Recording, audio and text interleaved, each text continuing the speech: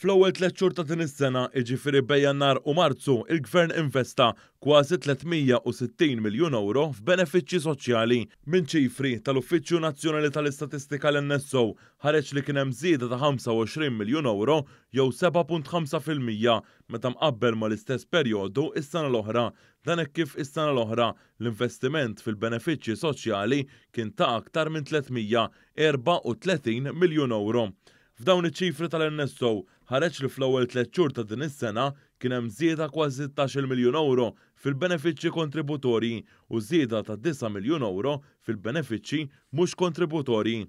Minn dawn iċ-ċifri tal-Uffiċċju Nazzjonali tal-Istatistika ħareġ ukoll li l-akbar żieda rreġistrata kienet dik fil-pensjonijiet tal-irtirar.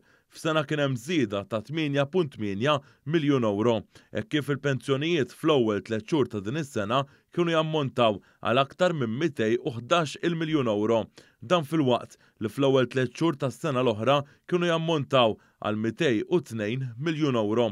Dan seħħ ukoll minħabba li kien hemm żieda ta' 735 persuna li qed jirċievu il-pensjoni ta' żewġ terzi fl-ewwel 3 xhur ta' din is-sena.